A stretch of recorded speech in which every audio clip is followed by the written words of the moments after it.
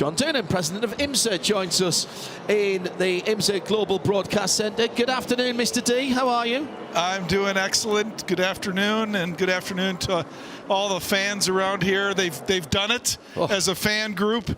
IMSA and Road America sports car fans have set an all-time IMSA record for attendance today, the best since 1979, a race that I was at with my dad, my first IMSA race live. That surprises me not at all, having gone round the campsites last night to say hello to some friends, and I was talking to one or two campers who was saying that even the overflow RV camping is overflowing. There's literally not a space if you were going to bring an RV this weekend. 100%. Mike Kircher, president of the track, Greg Weiser, have done an amazing job with their staff. Mike told me a few weeks ago, John, the camping is going to be sold out, and you know how beautiful the acreage is around here. That's a big task.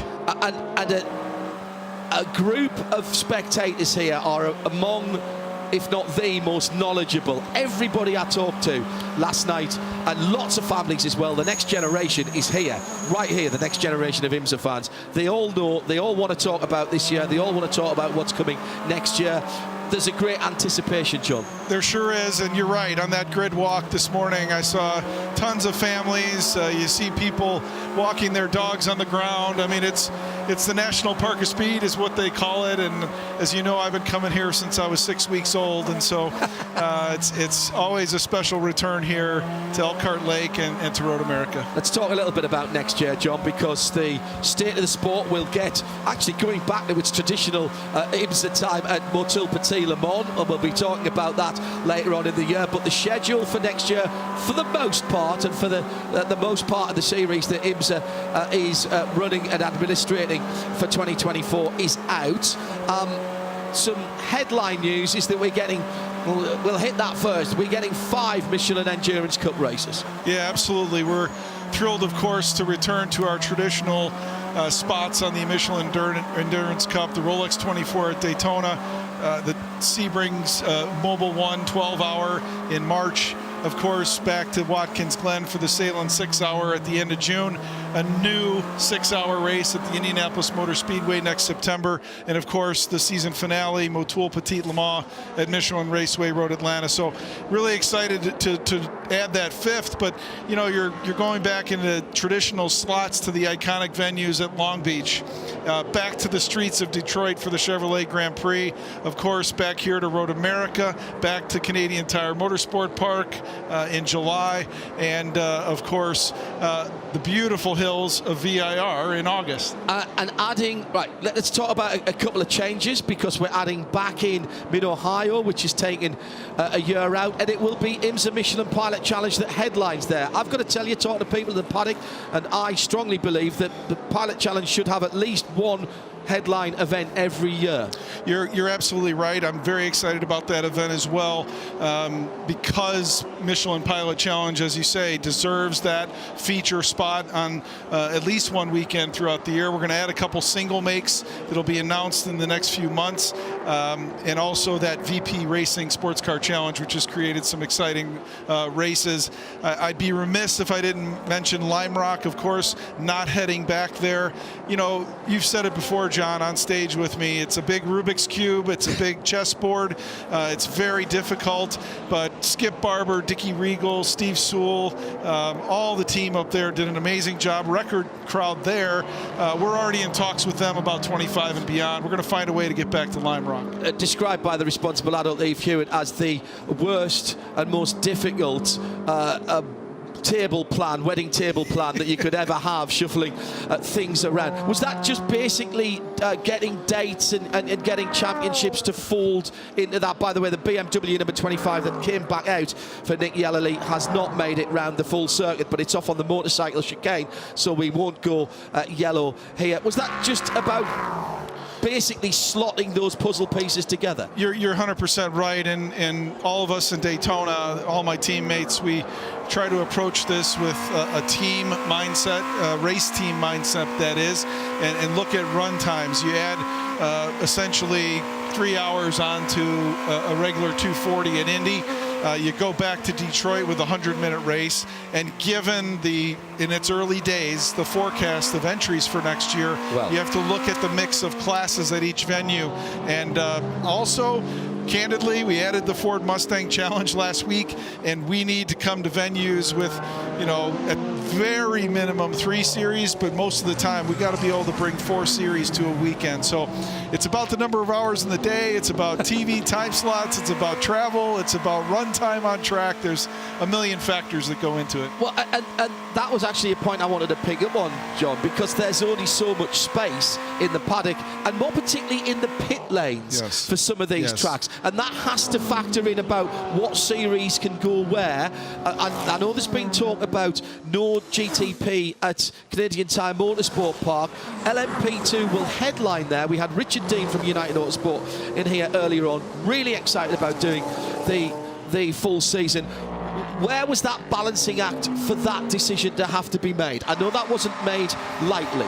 Unless you have a drawing for a double-decker pit lane, you're exactly right. That's the first sort of checkbox.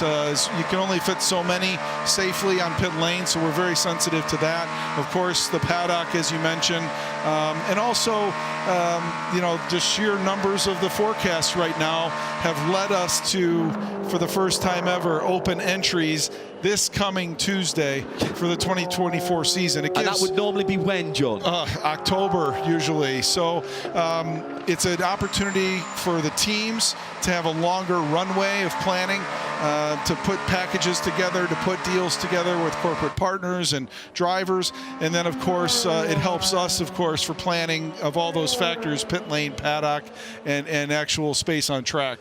You're dealing with absolutes in some respects in terms of space when you are dealing with projections in terms of entries. That's never easy. You're also dealing with absolutes in terms of how many weekends and where they are in the year. And of course, the other comment is about how many weekends fall clashing with other sports car events, as here comes the Corvette to ride its penalty finally into the pit lane. There are only so many weekends in the year, and I know you work with Fred Lequian and the ACO, and you're looking with Stefan Rattel at pieces like that. What pressures have you guys been under to be able to try and get out, but you haven't been able to get out of those? Half the season seems to clash with something else. Yeah, nobody in the sport or in the industry wants conflicts. In particular now, our sport has a huge amount of momentum on both sides of the Atlantic, certainly across the Pacific as well, as the World Endurance Championship heads to Fuji here in just about a month. But we work very closely with Pierre Fillon and Frédéric, of course, from the WEC. We work with Stefan Rattel and his team to make sure we don't have those clashes, and sometimes it's inevitable. There's only so many weekends. There's television windows that we need to hit, and that's why for us, with Mr. France and Ed Bennett and Mike Helton, which are key members of our board, of course, we look for that date and venue equity. You've said it for years. Jeremy, Shea, they talk about it, to have the events on the same weekends, roughly the same venues, not only for us and our teams, but frankly for the fans. The fans know now that are here in record numbers at Road America that this same first weekend in August is the place to be next year for the IMSA WeatherTech Sports Car Championship. And not only motor racing events, but other world sporting events, John, because next year is an Olympic year. Your broadcast partner for here in the US is the Olympic broadcaster, NBC. I'm frankly impressed that you've managed to get dates within the Olympic window while still staying within the NBC family. I thought there would be a bigger break there. No, you're right. It's going to present some challenges with our broadcasts in terms of when and where. But as you know, the availability of IMSA content on Peacock, on IMSA Radio, on our NBC Sports outlets. There's ways for fans to take it in a variety of ways. We love that, and always, no matter where we're racing, there'll be ways for the fans to consume the amazing racing that our teams and our manufacturers create. And, I mentioned Ford earlier. They add on to the Lamborghini Super Trofeo, which of course we have race 2 coming up. Mazda MX-5 Cup, which put on 2 great shows yesterday. As ever. Ferrari Challenge, who will be up here in about 30 days. 5 single makes, and these single make championships are really what I like to call the prized possession of these OEMs, and it's an entry point for some into the sport, like MX-5 at that grassroots level. Ford, of course, comes in, Porsche and Lambo and Ferrari. Like, you can't get much more excitement when you see a whole field of those same cars on track, and young talent and race teams getting started to grow to the top level. The new Ford Mustang Challenge with the Dark Horse R is a very powerful car based on a street car, but it never was a street car. It's going to be built by race car preparation. And how about this, ladies and gentlemen? 3 pedals, 6 gears, and a gear lever, a shifter, as you would say over here. I put my hand up for that straight away, because I remember how to heel and toe, and I still do. So I can't wait for that. John, what else is there to say when we reconvene at Motul Petit Le Mans later on in the year? There's a couple of schedules that we haven't been able to completely confirm.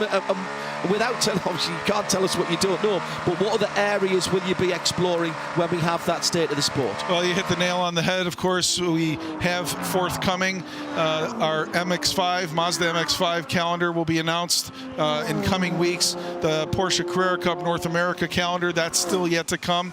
And I think all the fans, all of your listeners should be ready for Petit. We've got some additional announcements that we'll be making there, which we're very excited about, which, overall, I'm really happy for our sport right now.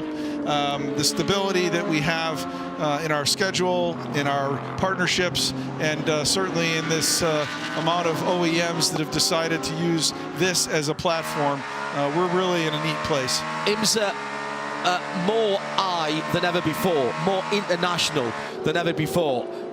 This World's Feed TV is going out to Australia, New Zealand, South Africa, the UK, Europe, and beyond. And with new manufacturers coming in, let's just remind everybody how important that international audience is. Up 30% last year from your figures, which is great. The crowd here is massive.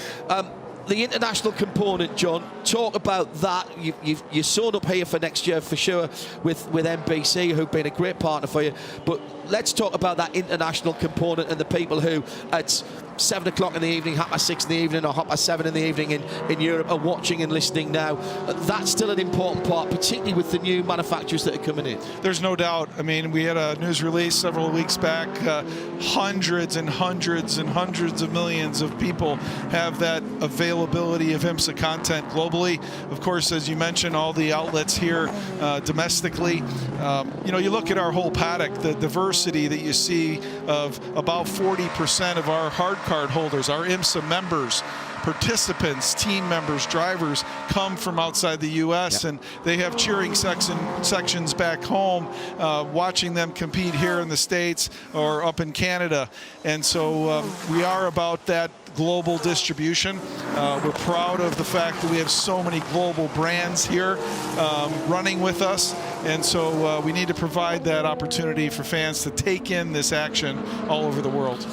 Congratulations for getting it together at this stage of the year. Never an easy thing to do, and we wait with bated breath, Mr. Doonan, about what you're going to tell us and what excitement you bring us by the time we get to Michelin Raceway Road, Atlanta, and Motul Petit Le Mans. Well, we appreciate you and your staff and everybody that spreads the word, all the fans for tuning in.